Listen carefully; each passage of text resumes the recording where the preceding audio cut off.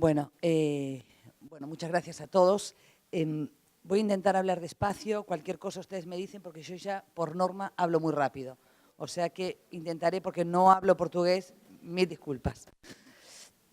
Voy a intentar pasar rápido toda la parte de legislación, porque cualquier cosa pueden quedar acá los números de leyes, esto se puede pasar después, y para que no sea como pesado el tema de la presentación.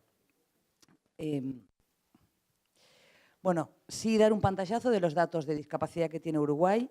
Lo más actualizado dice que el último censo que tuvimos fue en el año 2011 y el número de personas con discapacidad son 517.776. Sé que para Brasil esto no es nada porque debe ser un pequeño barrio de Río, por ejemplo. Para nosotros es todo el país, o sea que nada que ver. Si disgregamos los datos, tenemos que la mayoría son mujeres, el 57%, o sea que más de la mitad de la población tiene una edad superior a los 65 años. Bajo nivel educativo, el 65,8% de las personas con discapacidad no supera el nivel primario de instrucción. Altos niveles de exclusión en el mercado laboral, solo el 16,5% de las personas con discapacidad pertenecen a la población económicamente activa. Y la tasa de hombres con discapacidad es el 22, mientras que las mujeres con discapacidad registran un valor del 12,3. Con lo cual, bueno, si vemos que sigue la población con discapacidad es una población muy invisibilizada y, por supuesto, una población con altos índices de vulnerabilidad desde el hecho de que no acceden, como los demás, a índices de educación, de salud, de trabajo, que supongo que debe ser algo que nos pasa en todos los países. Otra, por favor. El Programa Nacional bajo la órbita del Poder Ejecutivo funcionan los distintos ministerios y el Programa Nacional de Discapacidad está en la órbita del Ministerio de Desarrollo Social desde el año 2007, que pasamos del Ministerio de Salud Pública al Ministerio de Desarrollo Social, cambiando ya el paradigma, pasamos de un paradigma médico a un paradigma más social.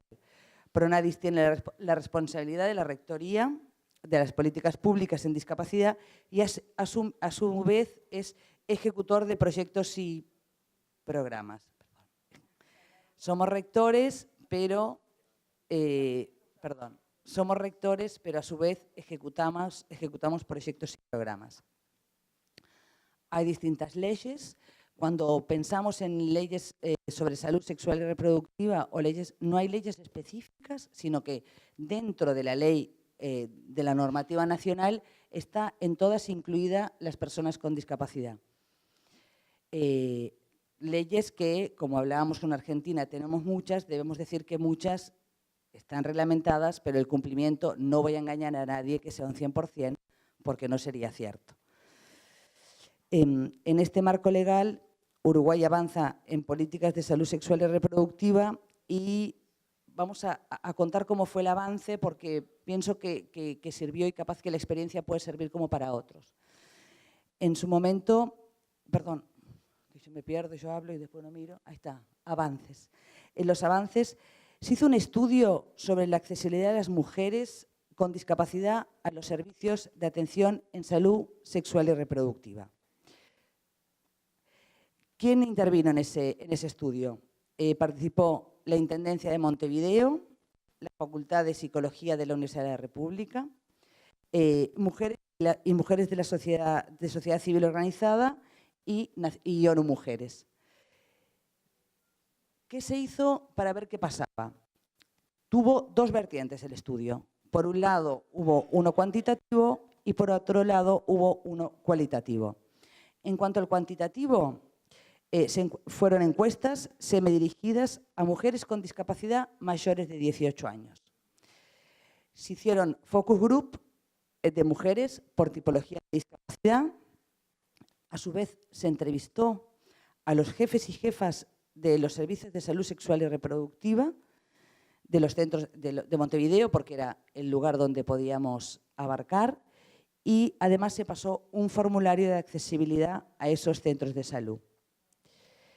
A nivel cualitativo, ¿qué hicimos? se hicieron talleres dirigidos a mujeres con discapacidad mayores de 18 años con el objetivo de reconocer los derechos sexuales y los derechos reproductivos a través de su trayectoria vital. ¿Qué nos pasó con todo esto? Bueno, las principales conclusiones que nos dieron es que el 84% de las mujeres con discapacidad mayores de edad que alguna vez concurrieron a un centro, a un servicio de atención en salud sexual y reproductiva, no regresaron nunca más. Con lo cual, ahí vimos que teníamos algunos problemas importantes. Y al elaborar las narrativas vitales de esas mujeres con discapacidad, apareció la vivencia de que habían vivido situaciones de violencia basada en género, principalmente focalizada en la negación de su ser como mujer. Con lo cual, estábamos viendo que los servicios de salud sexual y reproductivos a las cuales podían acceder expulsaban directamente a las mujeres porque sentían desde un maltrato, una violencia hacia esas personas. ¿Qué repercusiones? Perdón. Otro más. ¿Cuáles son las principales repercusiones de ese estudio? O sea, ¿a qué derivó? Derivó a que se creara un área de género en el Programa Nacional de Discapacidad.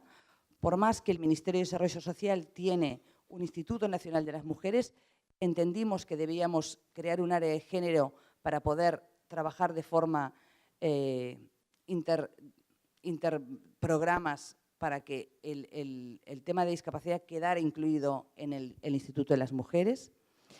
Se creó una guía sobre derechos sexuales de las personas con discapacidad, que fue apoyada, bueno, que fue hecha por el Ministerio de Salud Pública, por ONU Mujeres, por UNFPA, por OPS, por Pronadis.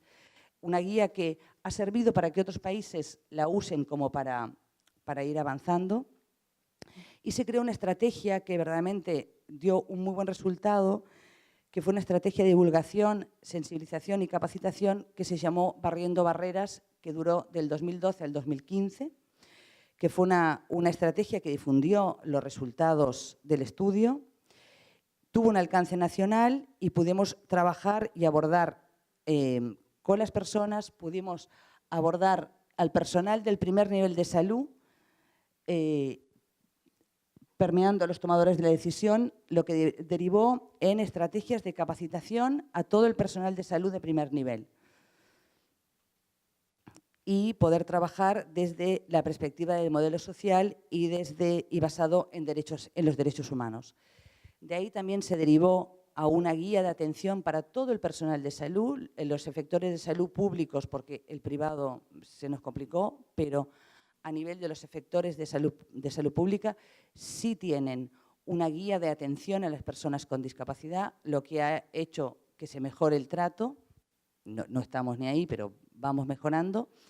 Sí se fue ampliando con estas iniciativas. Por ejemplo, Montevideo tenía una policlínica donde había atención a personas sordas y eso ya se ha expandido a 5 policlínicas más, con lo cual las personas sordas saben que en 5 lugares de la ciudad pueden ir y ahí tienen intérpretes, mediadores.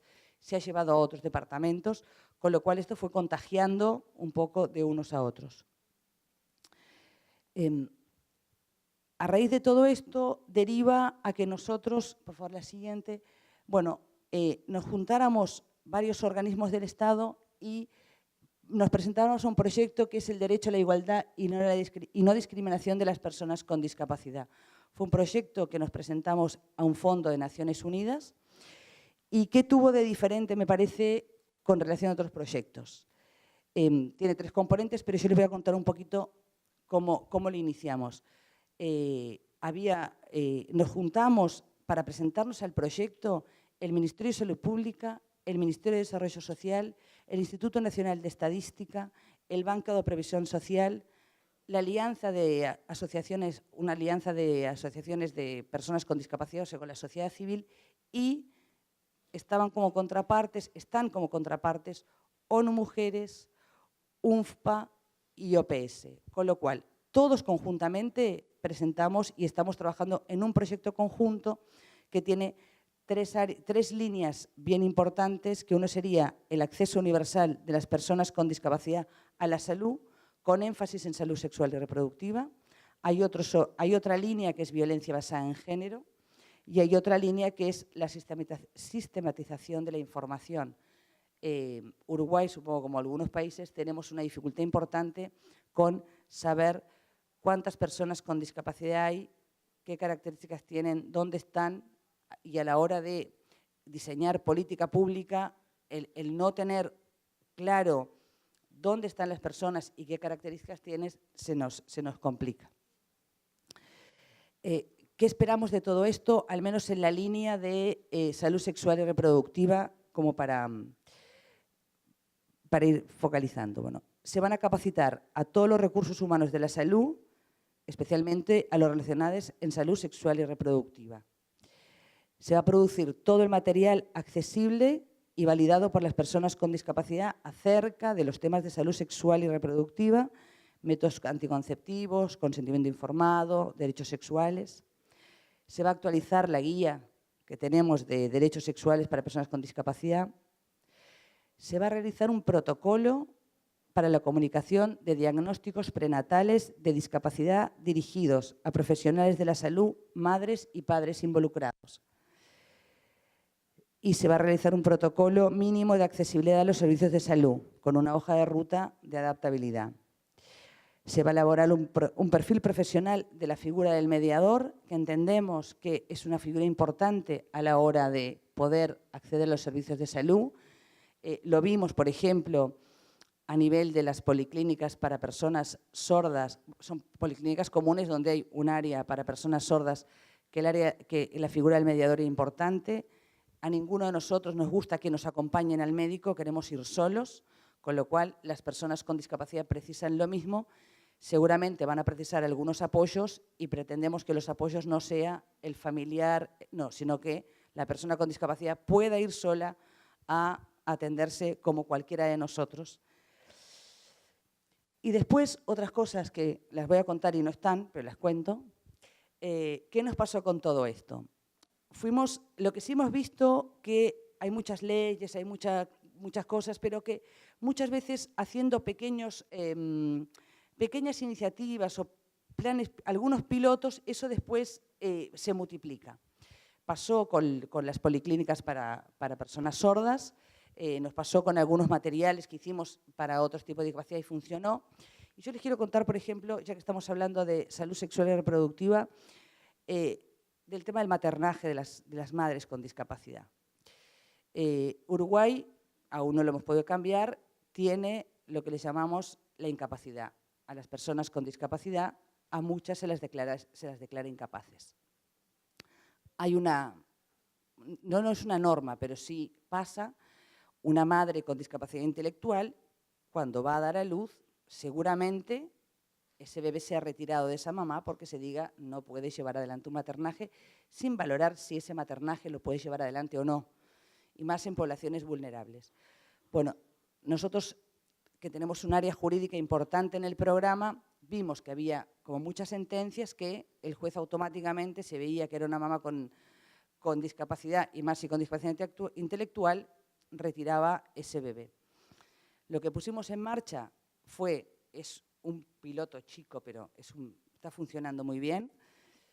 Es un edificio donde hay varios apartamentos donde viven mamás con discapacidad con menores a cargo. Uno de los casos que nos hizo poner en marcha este tema fue esto, una mamá con discapacidad intelectual, que nosotros nos enteramos. La juez fue muy abierta y dijo, si consiguen un alojamiento con apoyos, yo devuelvo este bebé a esta mamá.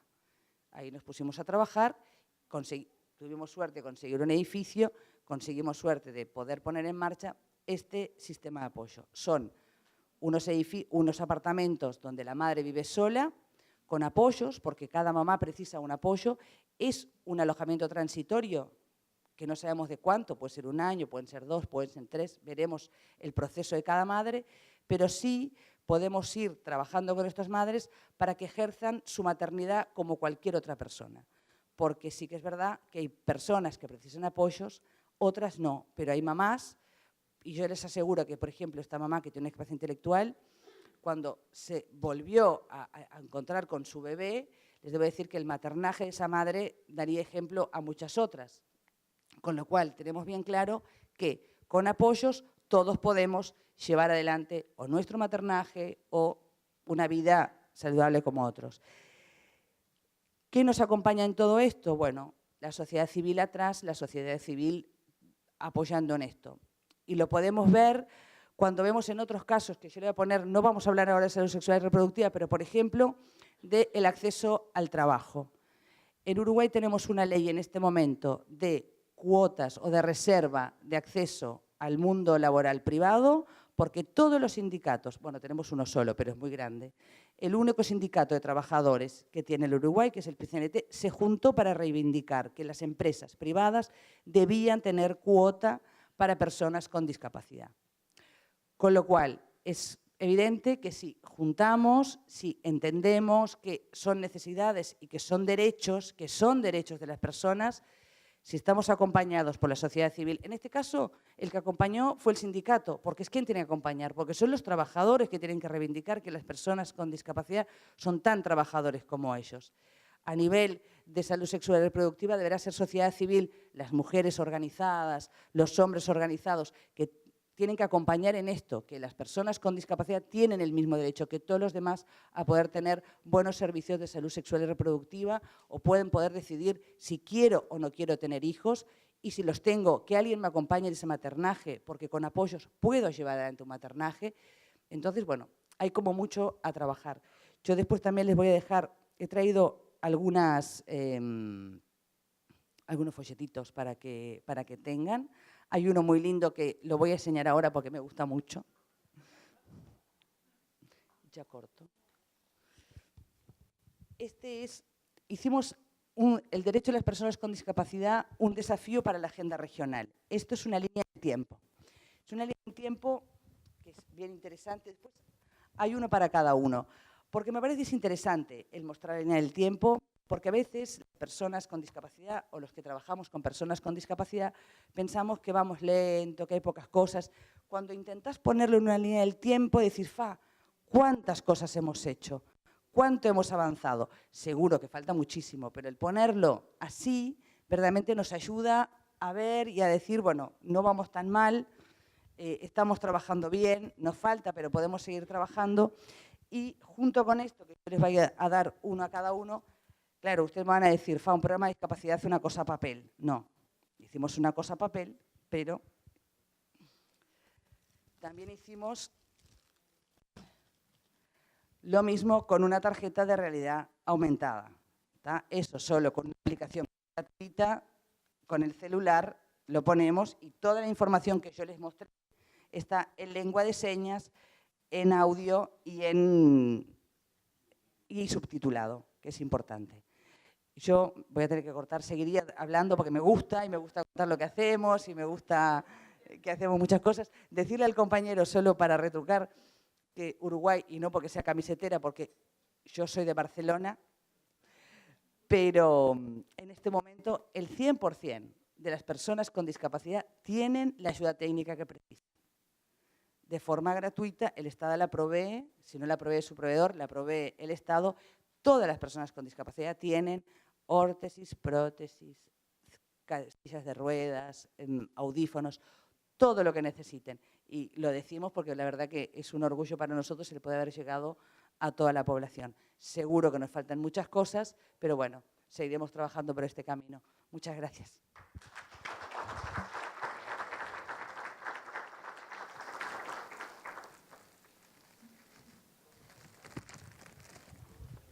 Begonha, muito obrigado. O mesmo que eu disse a Constanza, eu digo a você, da importância de nós termos conhecimento das legislações e podermos alinhar as nossas ações aí em torno de um plano conjunto. A gente avançou um pouco no horário, então a sugestão que eu tenho a fazer a vocês é a seguinte: a gente abrir aqui para um curto debate, tá certo? A gente vai ter ainda tempo nos grupos de trabalho.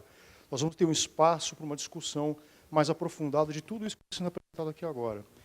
Mas, como a gente tem na programação um coffee break, né, a minha sugestão é que nós não façamos o coffee, que as pessoas que quiserem sair, se servir e voltar para a sala tranquilo, pode fazer, Então, a gente abrir para um curto debate, para as pessoas que tiverem aí as questões muito prementes para serem feitas agora, aproveitando aqui os nossos apresentadores, mas lembrando que a gente vai ter um espaço maior na parte da tarde para poder discutir e se aprofundar mais nas questões.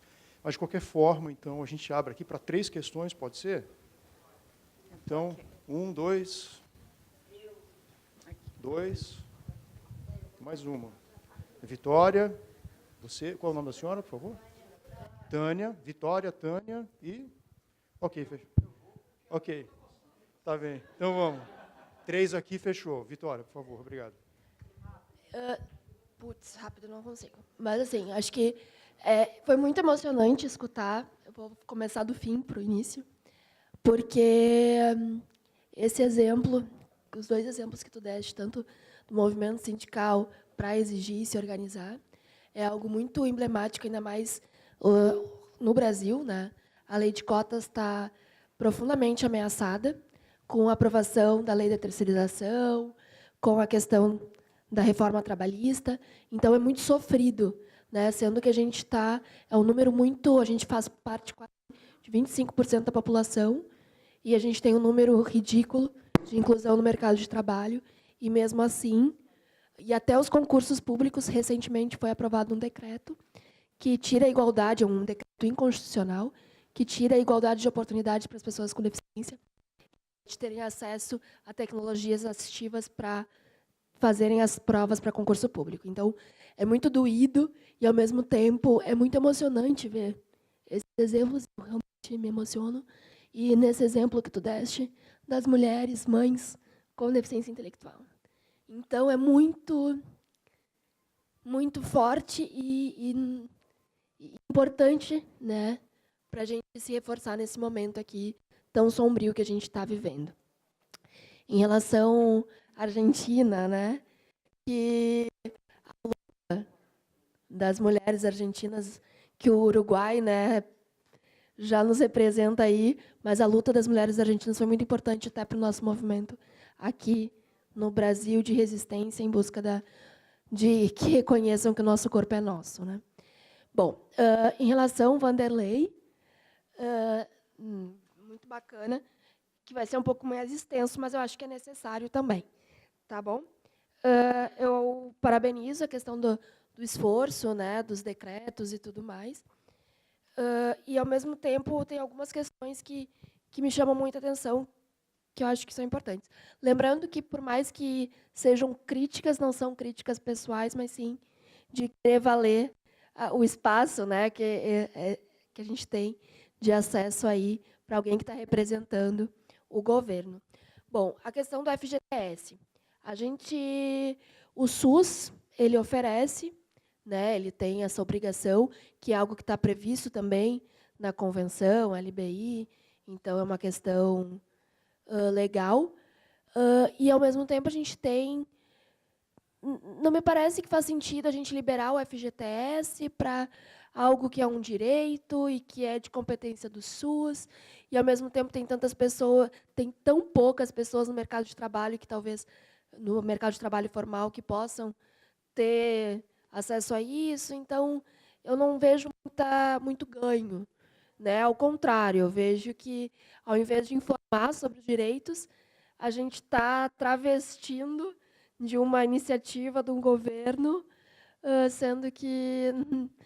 Enfim, deu para entender, né? Bom, é porque eu não entendi esse decreto, então é difícil até explicar ele, né? Bom, o decreto inconstitucional, queria saber se a secretaria vai se posicionar. Eu ainda não vi, né? Talvez seja por desconhecimento meu, não que a secretaria não tenha se posicionado, mas, como eu já disse, é um decreto inconstitucional que não faz o mínimo sentido ter visto. Em relação ao que tu comentaste sobre nós sermos vulneráveis ou sermos consideradas, né? Tenho certeza que tu sabe que o movimento social já fala há bastante tempo que nós estamos sendo vulnerabilizados, né? Porque nós não somos vulneráveis, ao contrário disso. Mas as questões sociais estão nos vulnerabilizando.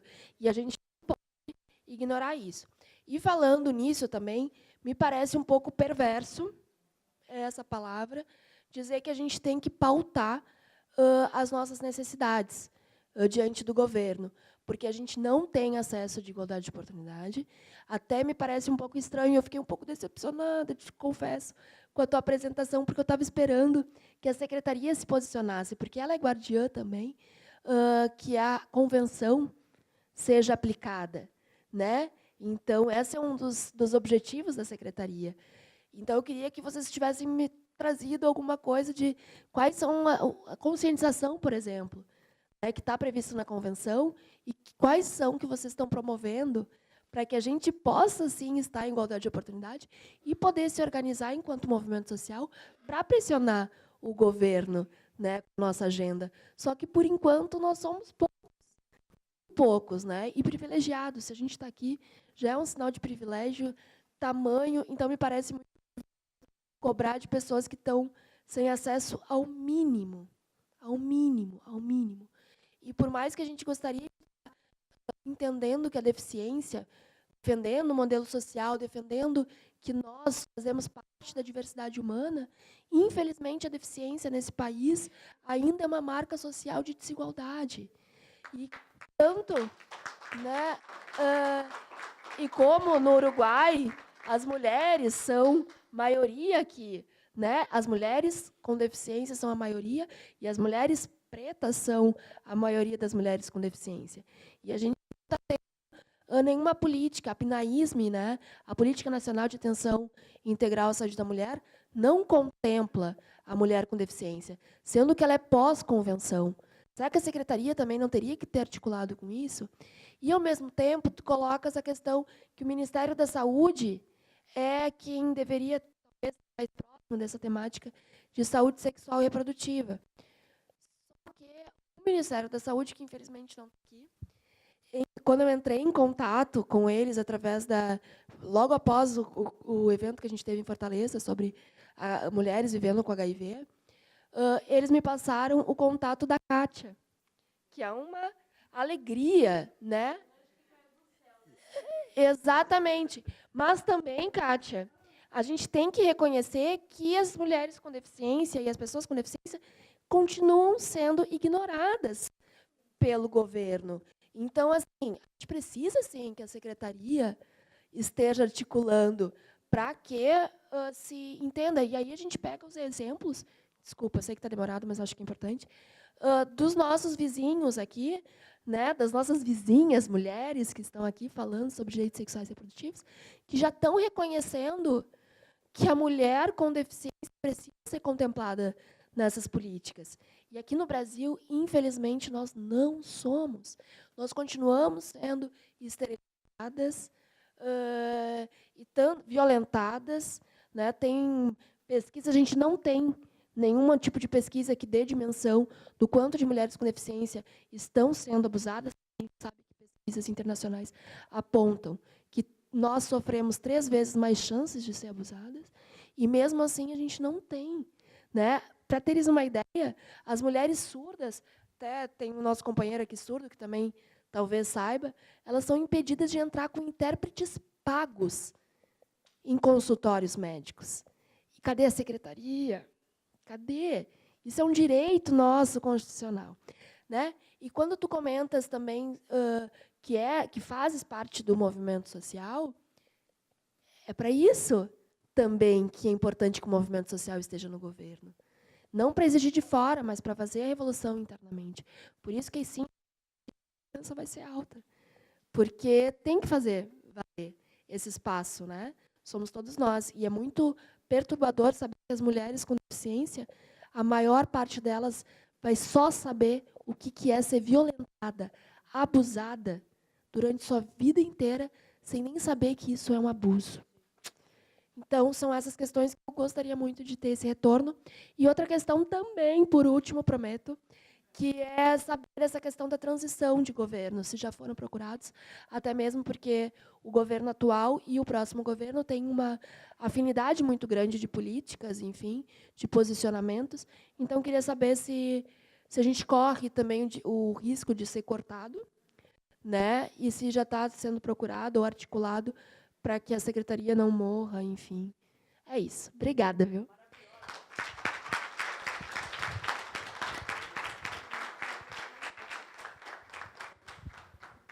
É difícil, mas a gente depois vai pedir mesmo para as intervenções serem menores. A gente ainda tem... Não, mas a palavra está aberta, mas é mais para a gente correr mesmo. Os que vêm depois, tem mais ainda 3 pessoas. Tá, qual é o seu nome? Vitória. Tá. Vitória, infelizmente não anotei aqui a lista de apontamentos que você fez, mas é assim, a Secretaria Nacional, na verdade, tudo que eu vou falar aqui vai ser meio que uma justificativa. Talvez te decepcione um pouco mais, né? Infelizmente. Porque a Secretaria Nacional, quando eu disse lá no início que a gente não tem uma ação voltada à questão em pauta, né? Eu também fiquei tão decepcionado quanto você quando eu fui conversar com a equipe e falar, não tem, tá bom, não tem, nós estamos aí há 1 ano e pouco, né? Acho que 2 anos, quase 2 anos, ou um pouco mais, sei lá. Mas é um tempo muito curto, né? É um tempo bastante curto. Beleza, nós não temos, essa equipe não tem, mas no passado foi feita alguma coisa, vamos pesquisar, vamos ver o que tem e o que não tem, né? Infelizmente, a realidade é essa, não temos, né, uma ação. É uma coisa complicada, porque, na verdade, dentro dessa política, né, nacional do direito da pessoa com deficiência, como eu falei lá no início, né, são várias frentes, né? Não que eu queira cobrar, não que eu coloquei aqui que é responsabilidade do movimento social, né, gritar mais alto ou chamar à luz aqueles exemplos que eu dei, né, porque não que eu queira responsabilizar o movimento social por não ter. Eu acho que uma pessoa, a partir do momento que assume determinado cargo, e especificamente cargo público, né, ela tem que ter consciência, né, das suas atribuições e responsabilidades, né. Nós estamos preparados para ser cobrado, inclusive por nós mesmos lá dentro, né. Eu acho que apontamentos como esse que você fez é fundamental, esses, né, que você fez, são fundamentais para que quem ainda não enxergou que precisa se movimentar, se mova, né. E eu estou aqui dando a mão palmatória, é o nosso caso, né. Tanto é que o próprio secretário pediu para que eu viesse aqui e transmitisse exatamente isso. Infelizmente, nós não temos uma ação, mas gostaria muito de poder contribuir nessa questão, né. Até porque, numa reunião que nós tivemos, a análise que nós fizemos é que, incluindo essa pauta nas nossas ações, indiretamente, a gente vai, como eu falei aquela hora, a gente vai atingir o nosso objetivo, que é promover a autonomia e independência da pessoa com deficiência. Porque a gente sabe que essa pauta está muito ligada às outras demandas, né? Por exemplo, quando você ouve uma pessoa com deficiência que a sociedade acha que não deve ter família, dizendo, eu tenho condição de ter família, eu quero ter família, eu vou ter família, você não pensa só na relação sexual ou sentimental ou familiar. Você tem que pensar na relação que essa família vai ter com a sociedade, né?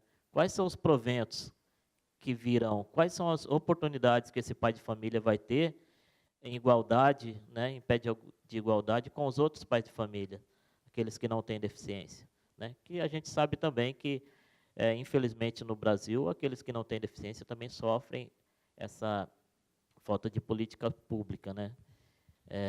Então, é isso que eu quis dizer. Na verdade, eu vim assumir, de fato, infelizmente não temos, né, essa ação, né? A informação que eu tive é que o Ministério da Saúde, quando eu disse que, eu não disse que esse tema é exclusivo do Ministério da Saúde, tá? E deveria ser, muito pelo contrário. Eu acho que envolve pessoa com deficiência, nós temos que puxar para a gente. Nós temos, exatamente. Quando eu disse que o Ministério da Saúde foi convidado e viria tal, é porque a informação que nós obtivemos, que essa pauta, ela é um pouco mais, eu não sei nem o nível, né? Aí eu tenho que controlar as palavras, né? Mas eu não sei nem o nível de envolvimento do Ministério da Saúde nesta pauta. Espero que seja, pelo que você está me falando, é isso, né? E se não tem, aí tá vendo? É uma informação, e isso alerta muito mais a necessidade da Secretaria da Pessoa com Deficiência abraçar a causa, né? Eu vim falando em nome do secretário, né? Inclusive com autonomia para dizer, olha, nós não temos e gostaríamos de ter. Só que aí vou entrar na questão da transição. Né? Se você quiser ir me lembrando das coisas que você falou, pode ficar à vontade. Se tiver tempo, eu respondo. Aí você... Não tem tempo? Tá, então vou... Não, acho que é legal à tarde a gente fazer um debate mais aprofundado. Você vem à tarde, Marco? Tá, eu vou responder a questão da transição. Mas eu acho que é importante, a gente pode até se encontrar para destacar esses pontos e à tarde a gente colocar em pauta, né? Porque eu acho que é importante que todos saibam, né? E todos possam participar desse debate, né? Então, à tarde a gente pode até fazer esse debate. Com relação à transição, né? Como eu falei lá no início, existem várias preocupações, porque é um governo novo, tudo que é novo, e esse é muito novo, muito diferente, sei lá, do que a gente está... 50 tons de Temer, que seja, né? Mas assim, tem muita coisa que realmente vem nos assombrando, vem nos preocupando, né? E a gente não sabe direito como vai ser, apesar de supor, né? Não sei, eu estou dizendo isso para você enquanto secretaria, tá? Existem a questão política, né? Existe a questão política, o secretário ele é indicado pelo ministro, o ministro é indicado pelo presidente, né? Então, existe toda essa questão política. Nós não sabemos como vai ser o ministério, apesar de algumas notícias saírem de que juntariam 2 ministérios para criar o Ministério da Família, não sei se isso vai acontecer de fato ou não. Como lá no início foi falado que 15 ministérios apenas, né, seriam criados, e agora já estão falando em 17, enfim, não sei. Mas mais pontualmente, com relação à secretaria, à política da pessoa com deficiência nacional, né, política nacional, independente do secretário continuar ou não, né, o secretário tem feito alguns contatos, né, e tem adotado algumas medidas para garantir a existência da secretaria no futuro, inclusive com estrutura, né, porque assim, nós passamos agora, nesse período, um momento muito complicado. Nós temos o Conselho Nacional da Pessoa com Deficiência, que é vincular, ele é diretamente ligado à secretaria a nível de estrutura, né? Então, toda a estrutura logística, administrativa do Conselho Nacional, ele passa pela Secretaria da Pessoa com Deficiência, vem do Ministério dos Direitos Humanos da Secretaria. E nós passamos agora por uma dificuldade estrutural muito grande, que atingiu diretamente o Conselho. Tem atingido, né? Está atingindo. Né? Então, nós não sabemos o que pode acontecer daqui para frente, né? Como que vai ser. Então, só para te responder com relação a essa mudança de governo, o secretário tem tentado manter a estrutura. É o que tem, mas assim, aí já é uma visão minha. Eu não estou vendo muita abertura, né? Não sei como que está, porque assim, já está acima do meu patamar, né? Já é uma outra discussão, né? Tem mais alguma coisa que você queira que eu fale? Muito obrigada, Vanderlei, muito obrigada. Mas vamos propor criar um momento à tarde para a gente... Não, assim, a gente está... obviamente, vocês estão vendo que nós estamos atrasados em relação ao programa, então, por isso eu estou aqui junto com o Caio para a gente poder dar conta de toda a pauta da manhã. E, à tarde, nós ainda faremos as discussões em grupo, e a gente quer privilegiar justamente esse momento. Então, por isso, eu queria realmente pedir que quem tivesse uma intervenção fosse muito curta. Eu tinha anotado mais 2, 3 pessoas, então precisa ser muito curto para a gente seguir para a fala seguinte. Pode ser? Tânia, você quer falar? Tânia, um minutinho, por favor. Eu queria perguntar às nossas vizinhas ali, que eu fiquei muito preocupada, que você disse que estão criando clínica lá. Eu queria saber como é que fica o tratamento das pessoas com HIV e deficiência. Como é o tratamento dessas pessoas, se a medicação são de graça ou se elas têm que comprar, e outras patologias, como a doença crônica, se a medicação é de graça ou as pessoas têm que comprar. Isso me preocupou muito, que aqui no Brasil a medicação é de graça. Eu queria saber lá fora como é que é essa medicação, como é que é dado isso, Entendeu? Eu queria uma resposta sua. Obrigada. Agora, eu vou passar para as outras perguntas, não é melhor? Se sinta... Perfeito. Então, acho que... Perfeito. Vocês podem responder e depois o meu colega ali também.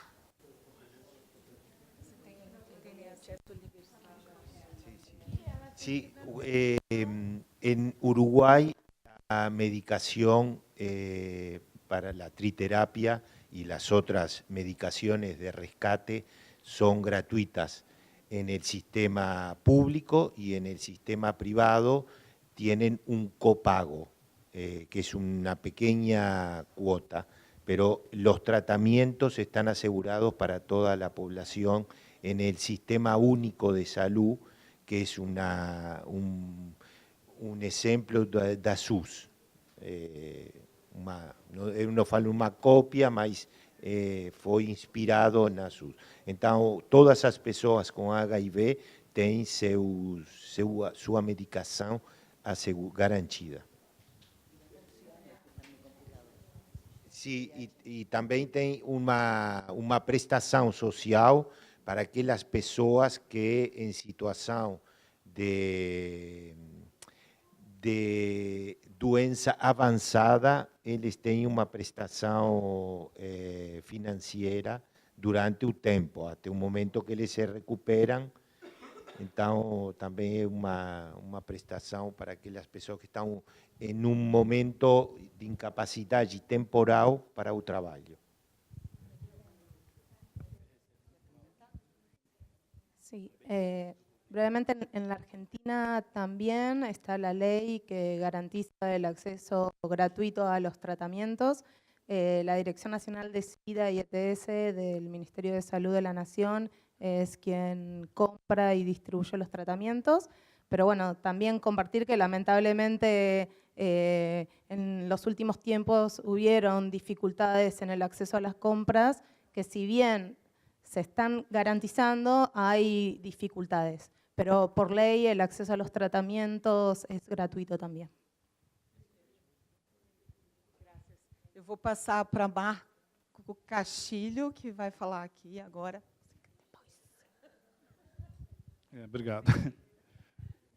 Marco Castilho, vice-presidente do Conselho Nacional dos Direitos da Pessoa com Deficiência. Fiquei bastante contemplado na fala da Vitória, da Vitória, porque ela acaba reproduzindo muito do que nós, enquanto órgão de controle social, Conselho, deixa eu primeiro dizer do lugar de onde venho, né? Eu, no Conselho, represento o movimento da sociedade civil organizada, através de uma instituição que eu represento, que é a Federação Nacional das Associações Pestalozzi. Uma instituição que tem 92 anos de atuação no Brasil, atendendo, prestando serviço e fazendo defesa e garantia de direitos de pessoa com deficiência. Então, é esse o lugar que eu ocupo no Conselho Nacional. E, naturalmente, como representante da sociedade civil, e me permite usar a sua fala, Vanderlei, nada pessoal, né? Eu sempre digo isso para ele, mas o fato é que esse governo não disse a que veio até o presente momento, e graças a Deus está indo embora, porque para o segmento das pessoas com deficiência, a gente não teve absolutamente nada nessa perspectiva do tema que a gente vem discutindo. Eu lamento muito que, inclusive, a gente pega aqui o programa e é a Secretaria Nacional da Pessoa com Deficiência que está falando sobre um tema que é da saúde, porque essa ação está lá nas diretrizes de atenção à saúde da pessoa com deficiência no Ministério da Saúde. Tem, inclusive, um programa de atenção que trata de saúde, de atenção à saúde sexual e reprodução. Embora, na prática, na ponta, as ações que estão no documento, enquanto documentos, e aí pega todo o marco referencial, inclusive as diretrizes, ONU, Convenção, legislações brasileiras, sobretudo a LBI, na ação, na ponta, efetivamente, ela não acontece. Só para ter uma ideia, a atenção à saúde da pessoa com deficiência, a questão da saúde sexual e reprodutiva, dentro do SUS está na atenção básica, quando a gente sabe que tem que ser uma política que deve transitar nas outras atenções por conta da sua complexidade. Então, isso aí, por si só, já revela que há alguma dificuldade de entendimento enquanto políticas públicas. Se os senhores pegarem a documentação que trata dessa temática no Ministério da Saúde, a transferência, inclusive, de responsabilidade é direta para os municípios. E aí o município que não pactua, não consegue executar, e a gente sabe como é que é a saúde no Brasil, essa ação, não teremos a política acontecendo na ponta. Então, essa é a minha primeira observação, que eu lamento muito que o Ministério da Saúde não esteja aqui, a exemplo dos outros países que tão bem vieram aqui e colocaram para nós o que acontece nos seus países. Fica parecendo que no Brasil nada acontece. Acontece, de forma incipiente, mas acontece. E aí o Ministério da Saúde é que deveria estar aqui, não a Secretaria Nacional, para tratar desta temática. Então, me permitam essa observação. A outra questão é que eu concordo plenamente com a colega. O que eu percebo aí é uma avaliação bastante crítica, conceitual, quanto política pública, é que a Secretaria Nacional dos Direitos da Pessoa com Deficiência pouco dialoga com as outras pastas na perspectiva de políticas transversais. Ora, se eu não dialogo com a saúde, quando o representante vem aqui e diz que não existe um programa dentro da Secretaria Nacional que trate dessa temática, não tem que existir mesmo não, porque este é um programa da saúde. Mas a Secretaria tem a obrigação de fazer essa discussão, de desenvolver campanhas educacionais, elucidativas, que levem informação ao cidadão de forma geral, sobretudo as pessoas com deficiência, e não faz. E aí, vamos combinar, não é por causa de 1 ano e meio, é porque não tem proposta mesmo, enquanto política pública. A gente lá no Conselho vem discutindo isso. Se eu tivesse tempo, passaria aqui a manhã inteira dizendo daquilo que a Secretaria não faz para atender a pessoa com deficiência, gente. Isso é fato. Está lá, e não sou eu que estou dizendo. Peguem as atas do Conselho Nacional, que os senhores entenderão perfeitamente o que eu estou dizendo. Com relação à sexualidade, eu milito nessa área, esse ano completam 30 anos, e lá na instituição, a gente atravessou um período muito longo de certos tabus, que não poderia falar de sexualidade para a pessoa com deficiência, como se a pessoa com deficiência não tivesse, forem assexuadas, não tem sexualidade. Então, não vamos discutir. Eu fui ali ao banheiro rapidinho, o Breno me chamou ali para bater um papo rápido, que ele está com a mesma preocupação sua. O que é que o novo governo tem para apresentar para essa área?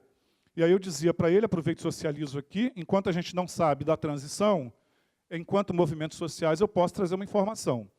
Nós conseguimos reunir as 7 grandes organizações, obviamente, mas 7 grandes organizações nacionais que compõem um comitê de monitoramento da convenção, e esse grupo pediu agenda com os 2 candidatos presidenciáveis de segundo turno, Fernando Haddad e o Jair Bolsonaro. Por incrível que pareça, quem recebeu a comitiva foi o Jair Bolsonaro. O Haddad recebeu apenas o documento via intermediário e não recebeu o grupo. Neste documento, que foi apresentado aos 2 presidenciáveis, as organizações elencam 7 ações principais na perspectiva de que os presidenciáveis se comprometessem com o segmento das pessoas com deficiência. E, entre eles, claro, a macro, que seria a construção de uma política nacional para a pessoa com deficiência, que também não existe no Brasil. Nós não temos uma política nacional, nós temos ações pulverizadas aqui e ali, mas quando você pega para pensar política pública para a pessoa com deficiência a nível de Brasil, não existe. Não existe nesse governo, mas também não existiu no outro, porque tivemos um programa de governo que teve começo, meio e fim, mas não tinha uma política nacional. Então, são alguns desafios que a gente tem pela frente, a gente entregou esse documento, os 2 se comprometeram em, sendo eleito, chamar o grupo novamente para discussão, e a gente está apostando que o candidato que venceu a eleição cumpra com aquilo que ele se comprometeu com o grupo. Entre os compromissos, a manutenção do órgão gestor da política pública da pessoa com deficiência, não sabemos em que ministério, isso ainda não foi revelado, mas pelo menos o órgão gestor da política, com o nome que tem que ter, ele se comprometeu em manter e não acabar. Então, é uma esperança mínima que a gente tem. Enquanto movimento social, que o Vanderlei aqui faz o apelo, eu poderia estar trazendo, então, essa informação, participando desse grupo, do lugar de onde eu estou, que é a Federação Nacional das Associações Pestalozzi, e na vice-presidência do Conselho. Então, é isso. Eu queria que você pudesse, por gentileza, depois formalizar, enquanto denúncia, a informação que você trouxe de que pacientes, mulheres com deficiência auditiva, estão sendo impedidas de entrarem com intérpretes de Libras. Eu vou te passar o endereço do Conselho, o endereço virtual, para você formalizar essa denúncia para nós, porque isso é muito grave e fere frontalmente a Lei Brasileira de Inclusão. Por hora é isso, obrigado. Marco, muito obrigada. Eu queria só fazer um esclarecimento. Assim, na verdade, a gente fez o convite, sim, ao Ministério da Saúde, e queria dizer para vocês que, mesmo não estando aqui, o Departamento de HIV/AIDS e Hepatites Virais do Ministério da Saúde é parceiro desse movimento e dessa instância, reconhece a dívida com as pessoas com deficiência e HIV/AIDS nesse processo, né, de prevenção, de atenção, está aguardando resultados para que a gente possa dar continuidade ao trabalho. Então, já foram alguns eventos que foram organizados. A gente tem uma guia de saúde sexual e reprodutiva vindo da área da saúde da pessoa com deficiência, já organizada há algum tempo e que vem de alguma maneira, fomentando, né, as ações na área. A gente tem um déficit, tem uma lacuna bastante importante, mas tem um acompanhamento.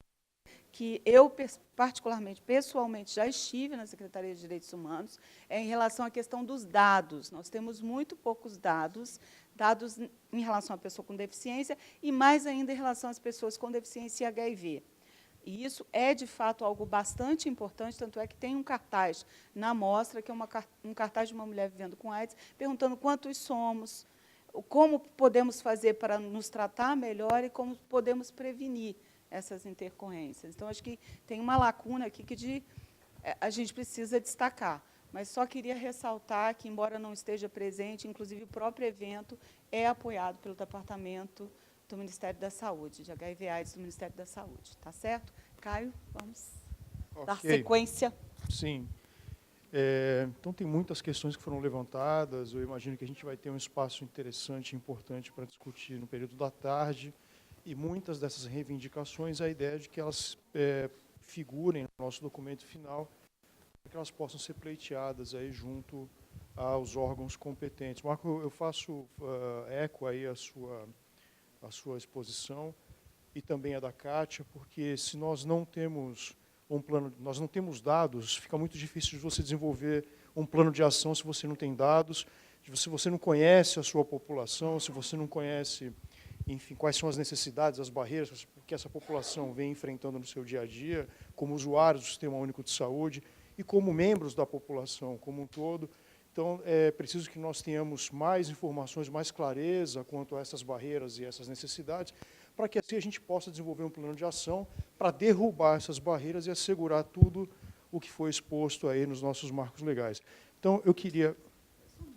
É só porque, desculpa, é porque eu esqueci de uma informação muito importante. Nós fizemos uma audiência pública, que está gravada, uma audiência sobre o tema HIV e deficiência, em que eu estive, a Cida esteve, a área de saúde da pessoa com deficiência esteve, o departamento esteve, está gravado na TV Câmara, vocês podem ver. E eu acho que é muito importante, eu estou dizendo isso, porque boa parte do que a gente está discutindo aqui está lá gravado e foi alvo de uma audiência pública. Com todos os deputados que foram chamados, estavam lá, foi presidida pela Érica Cocai, foi em 2017, foi recente. Então, acho que é um documento importante para vocês depois seguirem. Só por isso eu não queria perder essa informação.